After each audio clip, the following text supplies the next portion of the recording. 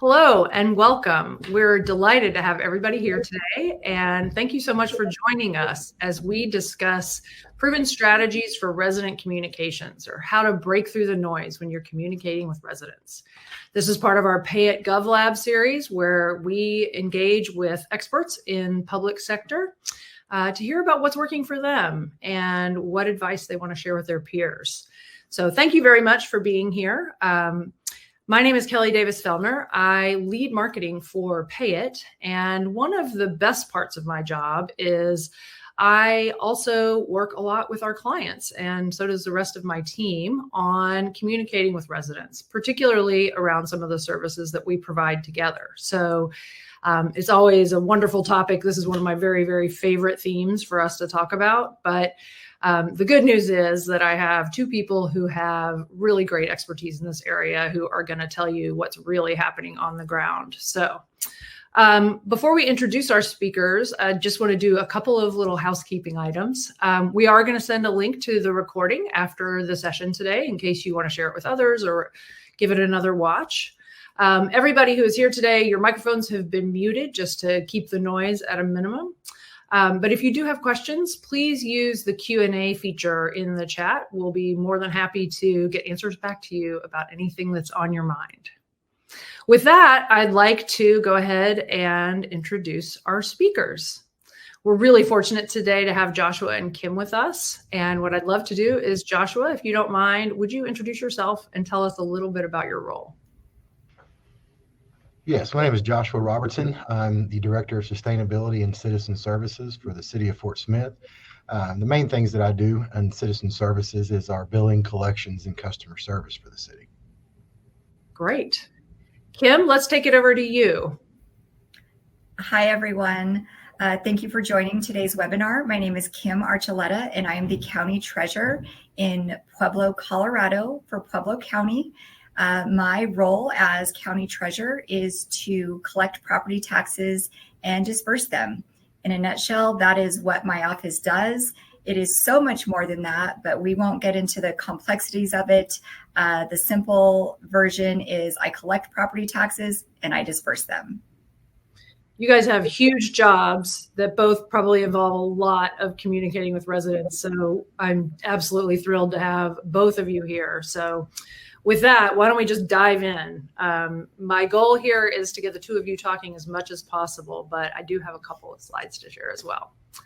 So why does this even matter? Why are we here? How you communicate matters a lot. This is true in life across the board. It's true in business, it's true in family life, et cetera. But in government, it's especially important because what government does is very, very important. And oftentimes it's really necessary to make sure that people are informed, or that they are engaged, or that they're taking a required action.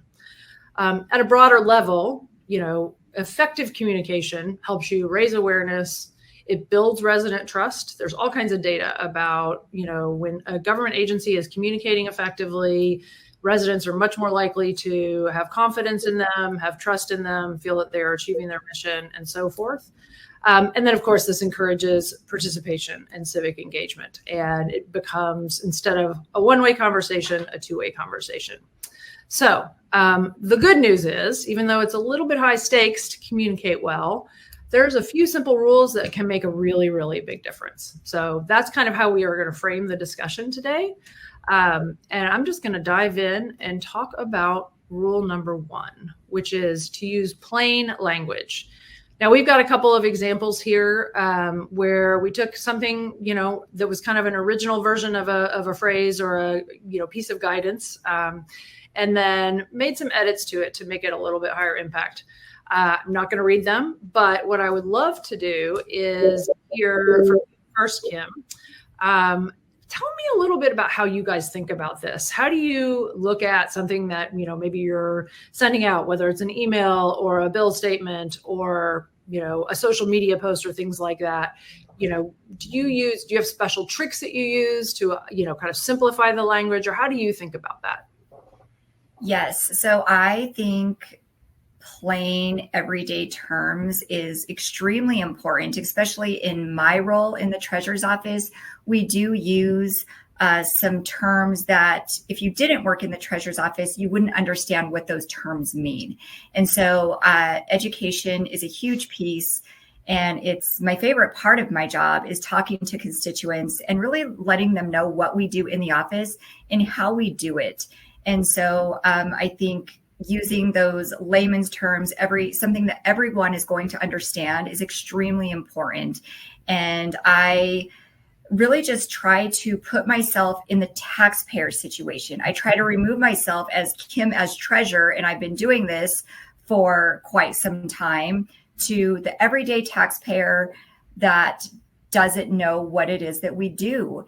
And so I just really, once again, just try to reverse that role and say, okay, what is going to be the easiest way to communicate this information? And sometimes if I can't find alternative words, sometimes I will just say the word. So for example, I'll use the word redemption. Redemption means that you're paying your delinquent property taxes. You're redeeming that certificate. And so sometimes if I don't have an alternative word, I'll say the word, but then explain what that word means. So absolutely, it's extremely important, because if they don't understand what you're saying, you have just wasted everybody's time, including yours. Yeah. I love that idea of audience empathy. That's such a important kind of piece of the puzzle. Joshua, how about you? Anything you want to add there?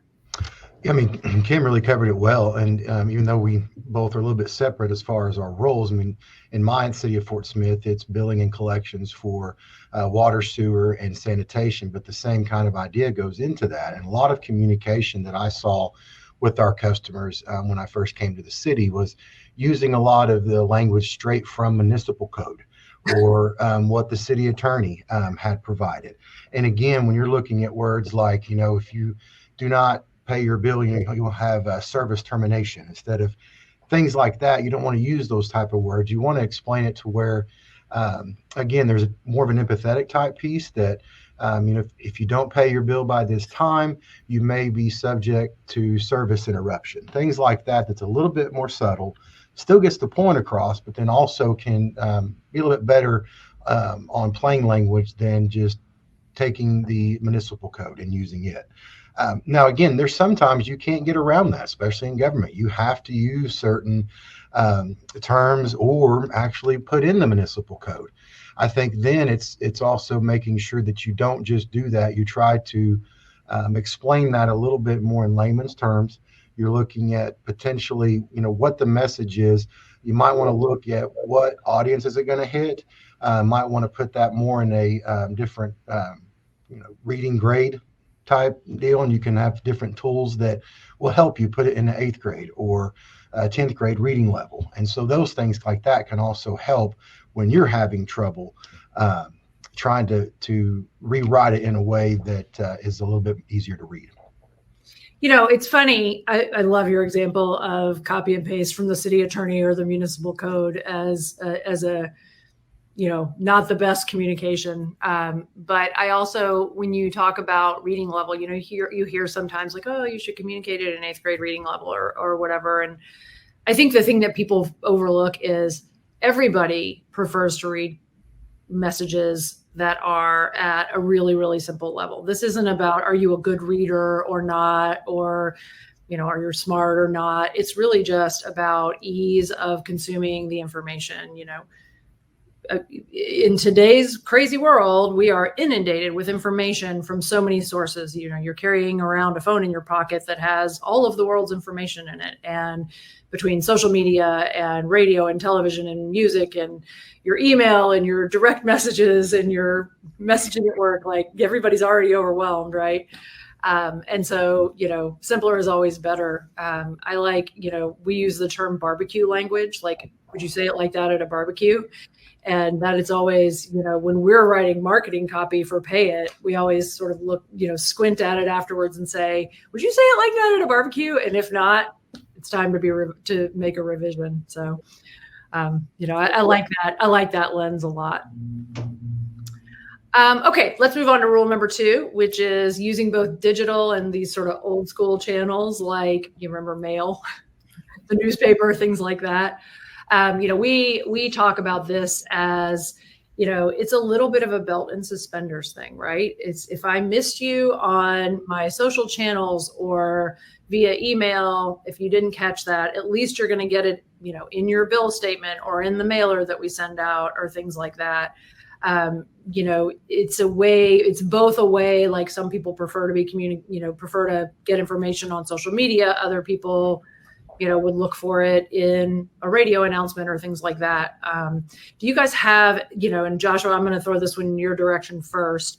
Do you guys have kind of a way to think about that mix, or like, how do you guys in Fort Smith, how do you approach this, sort of making sure both that you're reaching everybody and that you've kind of got the right message in the right place at the right time? We use all of them. I mean, still use the old channels and then use the new. And anytime there's new ones that come up, we use it. Again, we're government. We're not a energy drink company or a tennis shoe company where we have a very small target market, right? You are serving your citizens within your entire municipality. So all of those citizens get their information different ways. And so we use all of them. Now, there's times that there could be more of a target type piece of what we're communicating, but when it comes to all of our customers in water, sewer, and sanitation, we use everything. And I will tell you that, as a government, we don't want to exclude. And the relationship that I have with our public relations team, sometimes they do just want to kind of get away from some of the old traditional ways of communication. But that's what's great about our partnership is that I come from the customer service side and, let them know that we still have, very, large demographics that still get their information here. And they'll tell us, I don't do social media, or, I don't watch the news. I get my news this way. And so there's still a big need for making sure that you're using every communication outlet that you possibly can. But I will say that even in my role, and especially with the city for the last 8 years, is that word of mouth will still be your strongest suit as far as getting the word out, especially on things that you want your customers to adopt, or certain channels of communication or getting their information you want them to get. But the only way that you can get that word of mouth out there is to still hit every single communication channel that is at your fingertips. Yeah, for sure. Kim, what would you add here? Absolutely. So I think it's very important, first and foremost, when you're trying to figure out that communication channel, is who is your audience? Who is your target audience? For me, it's taxpayers, right? And taxpayers are all ages, all generations, different languages. And so you have to get creative sometimes. And in government as well, we have budget, we have budget restrictions. As Joshua said, we're not a energy drink company where we can just spend millions of dollars on advertising. So you have to get creative. And so Pueblo is an older community overall. They fear change. And so I knew this was something that was going to be a little bit of an obstacle for me, but I am always up for the challenge. And so I used direct mail, so making sure to include information with their tax notice. I host seminars for those old school people that like to see it in person and be able to answer questions, things like that. And then, of course, social media. It's free and it's going to be your biggest reach. And I think it's just really important to understand as well that you have to do it multiple times. It's about repetition. You can't just post about it once and think that people are going to watch it or even catch on. And so every Tuesday, I do a segment called Property Tax Tuesday. And every Tuesday, I post a video to the Pueblo County Facebook page. And it talks about what's new in the treasurer's office, what's currently going on in the treasurer's office. And I'm very good at saying things in very different ways, but still getting the same message across. So it's just not me reposting the same video. It's me doing a new video and maybe just saying it a little bit differently, or talking about a new, maybe I covered one part of of our online payment system. But then in the next one, I'm going to talk about maybe fees or setting up profiles, something like that. Mm-hmm. And so I just think it's really important to know your audience, make sure that there's repetition, making sure that you are meeting the demographics. So English, Spanish, we do have a lot of Spanish speaking residents here. So it was very important to me to make sure that we had literature in both Spanish and English to make sure that we're not excluding anyone from really understanding what Pueblo County Treasurer's Office is doing and what services we offer when it comes to property tax payments. That's great. I mean, I really love Taco Tuesday, but Property Tax Tuesday sounds almost as good. It's, I will say it is really taken off. And I really like to tell the story of, I started doing Property Tax Tuesday. I started in 2020 during COVID, and I was not treasurer, but I worked in the treasurer's office, and I saw a really huge need for just some basic general information. And so I just started making these videos in my bedroom with my ring light. Sometimes I do them in my car. And it's really evolved. Here we are 5 years later, and they're professionally edited videos by our media person here at Pueblo County Government. And they're beautiful, they're edited, and they've come a long way.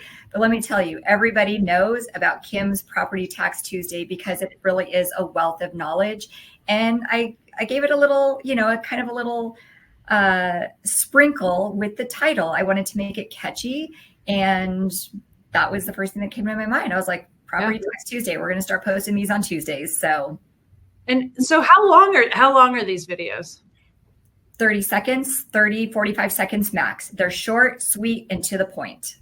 Perfect for the TikTok generation, right? Exactly. So we don't have TikTok. I'd really like to start doing that because once again, right, knowing your audience, that younger audience is going to be on TikTok, the older audience is going to be on Facebook, and then you're going to have kind of a hodgepodge of everybody on Instagram, and then more of the professionals on LinkedIn. So once again, gearing your message for the right platform. Yep. Because what I post on Instagram, what I post on Facebook, what I post in LinkedIn are entirely different content, but it's the same message, and I get the same point across just in a different way. Yeah. I love it. That's awesome. All right, let's keep going. We like to talk about the tone that you use and how they're different. Kim, you alluded a little bit to how you kind of decided you wanted to make it a little bit fun, and so you called it Property Tax Tuesday, and you made these videos. Property tax is typically not the most fun topic for residents, but at the same time, you don't have to worsen it, right? And I think one of the things that we spend a lot of time working with clients on is like, how do you strike that right tone in between? Yeah, I'm using barbecue language. I have my communications really kind of simple and concise and clear, but it doesn't have to read like, it doesn't have to feel like watching paint dry, right? And, there's also different situations where, when you're telling somebody their tax bill is late, you're probably taking a different tone than we're extending the hours at the library or something like that. Kim, I'll hand to you first on this one. Any observations here or anything you would add here? Going back to that educational piece, I'm huge on education. And so I think just starting at a basic level of just educating people about property taxes and how they work. Joshua, I love it. You're a sanitation district, correct? Like a water, he deals with water and sanitation. And so, right, part of property taxes goes to sanitation districts, water districts, school districts, library districts, and so many others. And so I think when you just start at a basic level and educate people on property taxes and how they work, it then opens up the door to have those discussions about property taxes. It doesn't, like you said, nobody wants to talk about property taxes. It's the most boring subject ever, but I make it fun. I make it interesting. I engage them in learning. Hey, do you have children that go to school? Great. Did you know that your property taxes go to this school district, go to this library district?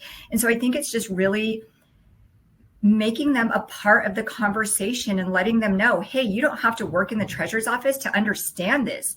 You as a property owner pay property taxes every year, and you should be informed on where that money goes. And so once again, it's just really bringing them in and making them feel almost like they're part of the treasurer's office. Yeah. It's funny you mentioned that, because we did some research about a year and a half ago, and one of them, we were researching consumers and saying which of these messages kind of is the most motivating for you. And one of the messages that was kind of at the top of the list was this idea that when you pay your property taxes online, it means that fire, police, schools, libraries, whatever, get funded faster. And that was one that was like, oh, okay. And I think people don't necessarily, they're not thinking about where that money's going at that moment. And so reminding them is great. Joshua, what would you add to this? The same thing that Kim and you both are, relaying there, especially on the water and sewer side. Whenever some, customer looks at a bill, they don't necessarily know, as long as the water is turned on when they turn the faucet and, everything goes down the drain and it's fine. They don't realize that, especially when you're trying to raise rates. And so the education piece, and then also just not doing it just when you're raising rates, but also letting the customer know what their bill is going towards. And again, water and sewer is all underground. You don't see it. It's not something that's in your face every day like a trash cart that gets picked up and taken off. And so doing those type of videos and educational, we've been going into the public schools and teaching kids about it. And so that way they have a better understanding as they grow up. And just as Kim had talked about before, looking at your different demographics and language barriers, and try to break those down in your communication. Not only do we have a large Spanish community, we also have a very large Vietnamese and Laotian demographic in the city of Fort Smith. And so, and those can be a little bit more difficult. Spanish translations, the words they're not an apple to apple, right? Cut off, translated to Spanish is not the exact same word. And so you have to be very careful too when trying to meet those demographics, that not only are you getting a good translation, and sometimes Google Translate, and some of those aren't the best. Utilize people within the ranks. If you do have, not just one, there's been different bill inserts and things we put out on social media that we wanted to put in Spanish, and we had 2 to 3 different employees sit down and kind of work together on that translation to make sure it was the best. When you go into the other languages like Laotian and Vietnamese,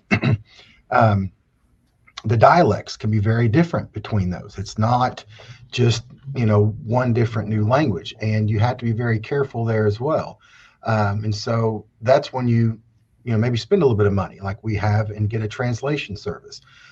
One for our call center when the customer calls in to help with that kind of communication, but also too with some of the written translations. We've sent those off, especially for larger type pieces when we have some of our low income programs and different things they have to fill out on the forms. Those are the ones that we have sent off to the language translation companies to help us out with. And that way you have the inclusive part and you're not impartial to anybody on that sense. I think the translation thing is such an interesting topic, because our communities are diverse and you have English language learners, but that is such a, if you're not careful with it and all the safeguards that you just described, it's a really easy place to allow tone to slip, right? If you're telling somebody, heaven forbid, like you're doing an emergency management thing and there's a flood that people need to evacuate from or things like that, that's a very specific and urgent tone. And it, you want it to land exactly that same way, no matter what language it's conveyed in. And so, Right. Google Translate isn't necessarily going to pick up on that right off the bat, right? No, and you still want to have the empathy within some of those situations, especially low income or things like that. You want to make sure in translation that you still have some of those tones and empathy. You don't want to come around as a robotic, government official. But I tell you, a lot of the hitting those translations for some of those other ethnicities can go a long way. It can really make them feel like that your government, your city does actually care about everybody that lives within the city, and that you're reaching out to all pieces of the community, trying to make sure that they're all informed. Right. Yeah. All right. I'm going to keep going. Rule number 4, make sure people don't miss any action steps. So, this is about making it really clear what it is that they need to do if it's something. And frankly, if they don't need to do anything, making that really clear as well. And so, we do a lot of email campaigns on behalf of our clients. And, we always look at them and say, okay, is it clear what is required? It is the first sentence, your bill is past due, or, property tax bills are coming out in 2 weeks, or your vehicle registration is going to be due for renewal in a month, or things like that. And it's like at the top and then again at the bottom. And we're just really clear. This is what you need to do. And sometimes we're just informing, and it's like, you do not need to take any action at this time, because not being clear about that, I think, certainly generates support calls and confuses people and frustrates residents and things like that.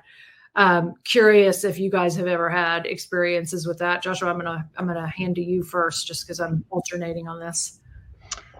Yes, and you're right. And some of those communications we've sent, as far as your bill's coming up or your auto pay is going to launch, you just don't want to also get into an oversaturation. And you got to find that happy medium of making sure that you're communicating all those type of things, so customers and citizens don't miss anything. But again, you don't want to oversaturate, because then it'll get ignored. And also too, I like the pieces, and it's one of the reasons that the city of Fort Smith went with Pay It, is because a lot of the things we had an issue with is there was too many steps in our former bill pay process, and so it was very hard. But now you simplified that, you've also simplified your communication. Does that make sense? And so sometimes your communication can be a product of your current process. And if your current process is way too many steps for a customer to go through, and they're going to get aggravated, well, it's going to start with you communicating multiple steps to get through just one small thing that they want to get done and move on with their life. So a lot of it, your communication will have to be a byproduct of what your system is, or your process. And so we also like what Pay It does. We've kind of learned a better way to communicate to our customers because of the way that Pay It has done that with us, and which is, keep the first communication very simple, a couple lines that really alert, and then a link if you want to get more information, or for the rest of the steps. Yeah. And so there's different ways that you can do that to make sure that nothing is missed, but you're not also doing a communication that's almost overwhelming to where they just don't want to even start reading it at all. Oh yeah, you see that wall of text and you're just like, ugh. Or at least I am. Maybe that's a me problem. No, I think it's a problem when people see that. And your first piece of your communication needs to capture their attention. Once you've got the attention, then you can provide other things that will keep their attention to make sure the full communication is delivered. You don't miss any steps. And some of that time can be more of bigger letters to kind of capture, but then some of the fine print down the bottom, or the same deal, large font, and then a link if you want to learn more. And sometimes if they do, you're still going to get more people to click on that link to learn more, finish the communication, than you would if you tried to put everything into one large medium. You mentioned something that we kind of have neglected to talk about at all, which is the visual dimension of effective communication. When you alluded to a large font, right? Information has a hierarchy, and people's attention gravitates towards different things. And so, there's all kinds of, user experience science behind font size and colors and, that kind of thing. And I think that is another thing that is so important, right? It's that whole idea of like, there's a reason that when there's a button on a website to do something, it's a different color. It's easy to spot, right? And, whether it's a social post or a digital experience or things like that, there is sort of that, there's a visual dimension of effective communication as well. Kim, how about you? What's happening in Pueblo around action steps and how you're making sure people know what they need to do and are able to do it? Yeah, so I'm glad you kind of touched base a little bit on the different fonts and things like that. I'm pretty sure this is just a Colorado thing. I could be wrong. Where our websites, any postings, any videos, they have to be ADA compliant. Ah. So that means that anybody, with a disability is able to get that communication. So for example, I'm going to reference my Property Tax Tuesdays a lot because that is a lot of my communication. And so, for example, when we're posting these videos, they're also, have the captions there for people to read. And so our Pueblo County government does really well at making sure color schemes are ADA compliant, right? Making sure you don't have a really light or small font against a smaller font. And so all of these things that a lot of people probably don't think about, that it's because they don't have that disability, right? They can see fine. They don't have any impaired to their vision or anything like that. And so I think it's things that we take for granted that I have become really more cognizant and aware of when I'm communicating. And so we really try to strive to make sure that everybody is able to understand the message that I'm even trying to get out there. And so I wanted to start off with that. As far as communication through the treasurer's office, I do a little hand holding because property taxes are so important. They're important for everyone. They're important for my office because that's really what funds our community. And they're important for that assessed owner because if they don't pay their taxes, they could be in jeopardy of losing that property. And so the minute property tax notices go out, I let people know, hey, you should be receiving that in your mailbox within the next week. If you haven't, contact our office. And then the next one's going to be, hey, first half deadline is approaching. Remember, we must receive your first half by February 28th. And then I let them know if we don't receive it, what happens? Then there's interest. And so I really do a lot of hand holding because of the importance of property taxes for everyone. And so I am, once again, really repetitive in my communication, but in very different ways. It's the same message, but it's worded completely different. So it doesn't seem like, oh my gosh, this girl keeps talking about February 28th. I let them know maybe the first one is just going to be, hey, deadline's coming up February 28th. These are the different payment options and how you can pay your property taxes. And then maybe the next one might just be, hey, have you ever used our online system to pay your property taxes? Remember, February 28th is first half deadline. Pay from the convenience of your home, click this link, and I'll put the link there. And then maybe the next one will be about the online system again, but then I'll talk about the fees associated with that and the difference. They can use an ACH, and that's going to be one fee. They can use a credit card or a debit card, and that's going to be it's going to be a different fee. And so once again, I am very repetitive, but in a very different way to ensure that people don't miss steps, because there's a lot at stake when you're missing steps in paying your property taxes. Yeah. Yeah. I'm glad you brought up the accessibility topic too, because it's so important. And I think, people who don't do those kinds of things for a living, maybe aren't even necessarily aware of that. But I'm glad that you mentioned that, because that's something that certainly at Pay It, we spend a lot of time, kind of thinking about and paying attention to. And, it's once you see it, you can't unsee it. It's like the arrow in the FedEx truck. It's like all of a sudden I'm like, oh, the contrast with my font. Yes, it's not the right color. It's not bright enough, or whatever. And, you wouldn't necessarily have known until you see it. Right. Correct. Yeah. Okay. I'm going to keep going. This is my last rule. And it is that transparency fosters trust. We hear a lot about trust in government, and it's, on the decline, et cetera, et cetera. And, sometimes government has to send difficult messages, right? Like, there's going to be a service interruption, or there are fees associated with your payment, or, again, back to the old, your bill is overdue.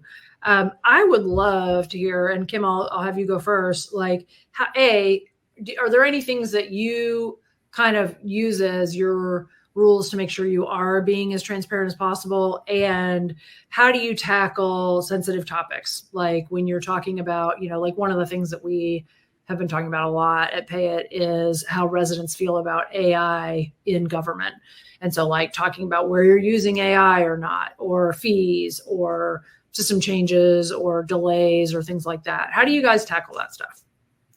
So once again, it is just really educating them. When we launched Pay It, I was a little bit concerned about how the residents were going to react to the increase in the fees. So the percentage was a little bit higher from what our old online payment system offered. And so we are an older community, a lot of fixed incomes. And so I was a little bit nervous about that, but I didn't let it deter me. I didn't try to sugarcoat it or anything. I just, kind of came out and said, this is the new fee structure. And when I got pushback, I said, I understand that everybody's budget is different. And so that's why I've offered several different ways for you to pay your property taxes. You don't have to use our online payment system. You can mail in a check for free. You can come into the office for free. All of the different ways that's going to fit everybody's budget. And so I think what I also try to do is to let people know that you pay fees everywhere you go.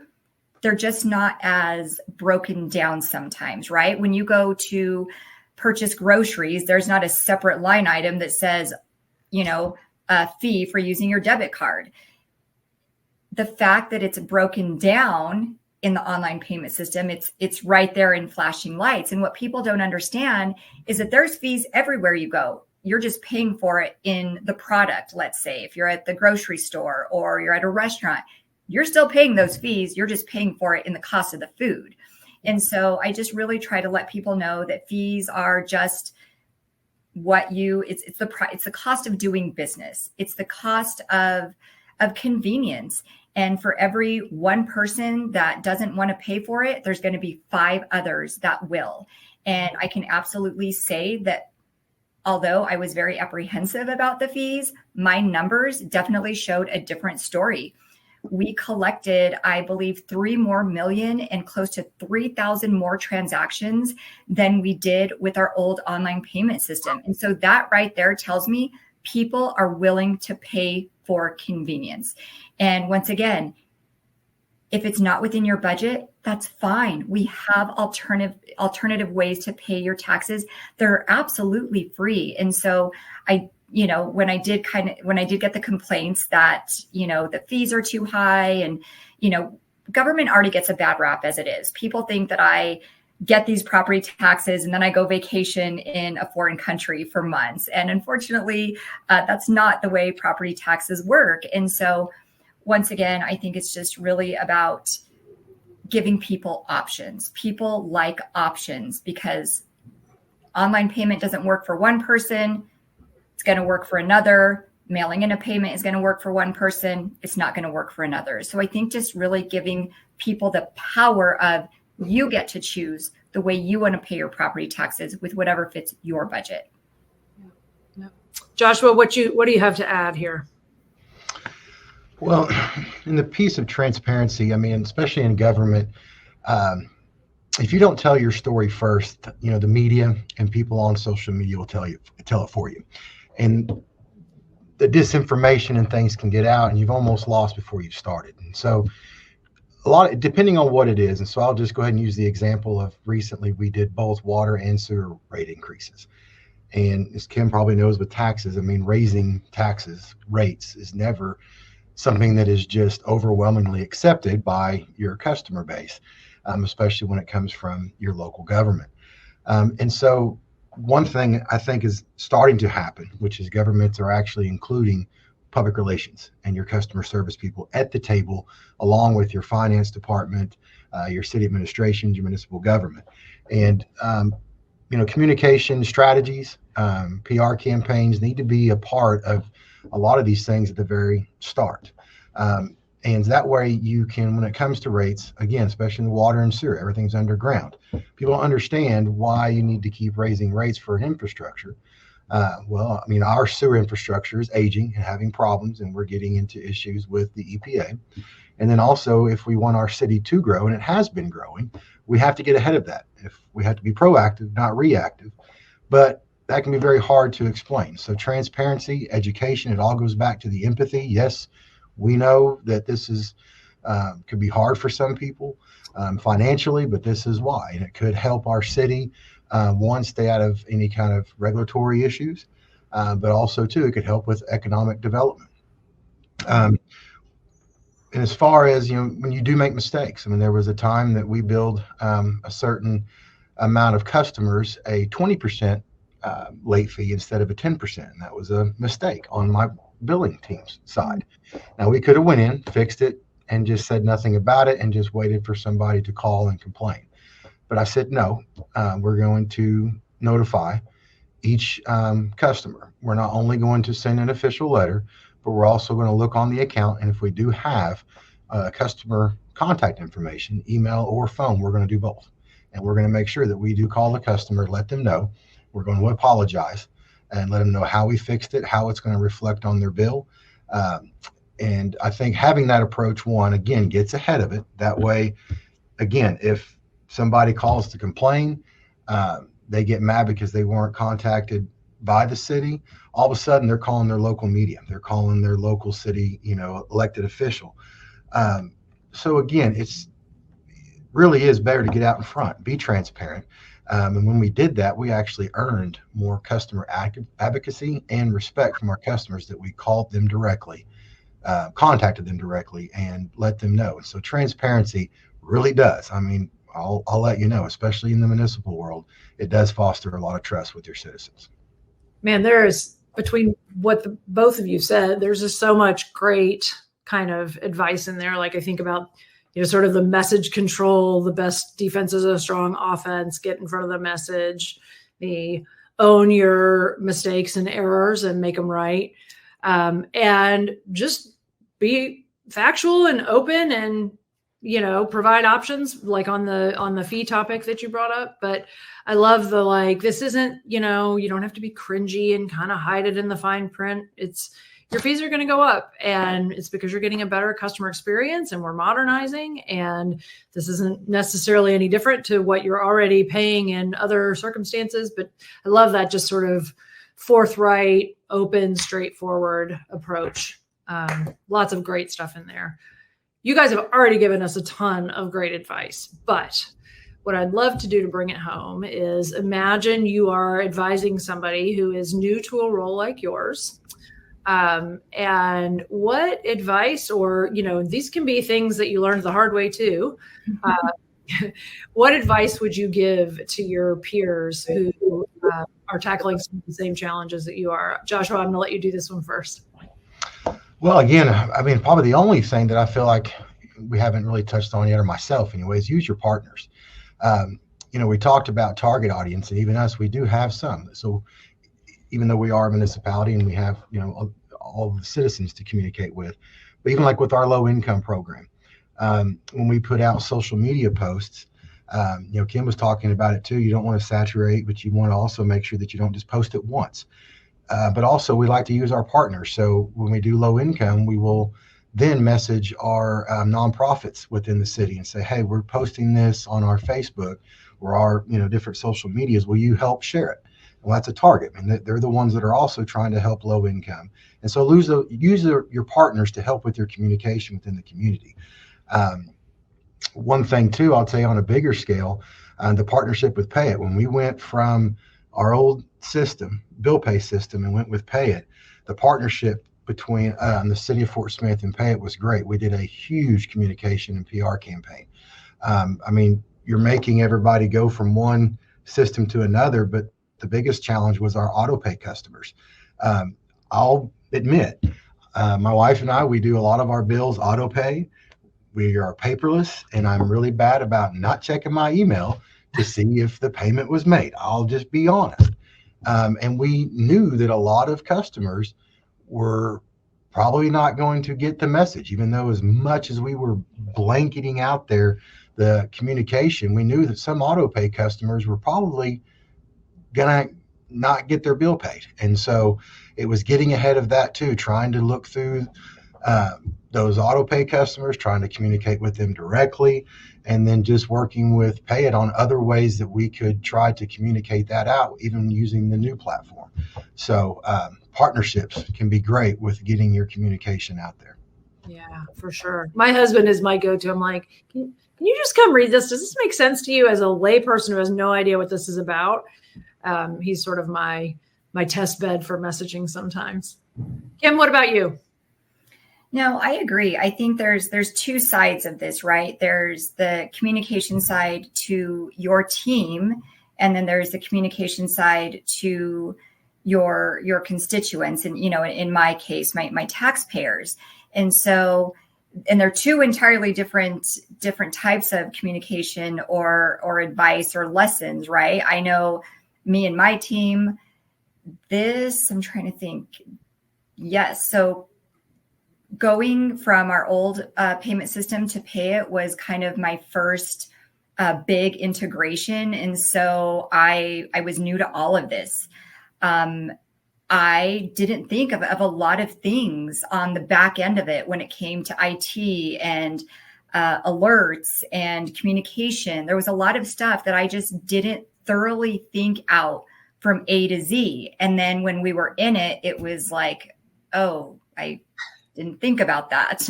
Oh, didn't think about that. And so I think just understanding that it is a process, and it's not going to be a clean process. It's not a messy process by all means, but there's going to be some bumps and there's going to be some headaches. And so just making sure that your team knows, this isn't going to be perfect, but we're going to work through these bumps until it's a fine-tuned machine. And because on the flip side of that, when your taxpayers, are upset because it's a new platform, and once again, my community does not like change. And so I just really try to hold their hand as best I can and really just kind of tell them, hey, please allow the treasurer's office a little grace and mercy. We are transitioning to a new system. We are here to help. We are also learning. And so let's learn together. And so once again, if you make them feel like they're a part of your team, and, with my office, it was turning that fear and anxiety into excitement, because it was going to make our job easier. And once we're in it, like everything else, you get it and you understand it. And, I hope that next year my taxpayers really understand and take advantage of the full benefits of Pay It by creating an account so that it stores their payment history. This way, when they go to pay their bill next year, it's the click of a button. They already have their payment information. So as long as their payment method has not changed, they get to just click a button and hit pay. That convenience of storing receipts. We filled a lot of phone calls, especially around tax season. Hey, I need a receipt on, the property taxes that I paid. Can you email that to me? Can you mail it to me? And so now this allows that taxpayer to take control and do things on their terms, on their time, and not Monday through Friday, 8 to 4:30 when somebody's in the office. And so there's going to be bumps. There's going to be learning curves. And it's the way you react to them. As Joshua stated earlier, being proactive is so much better than being reactive, but sometimes we do have to be reactive. And as long as you know how to word that and with transparency, people are pretty receptive to that. They're pretty understanding.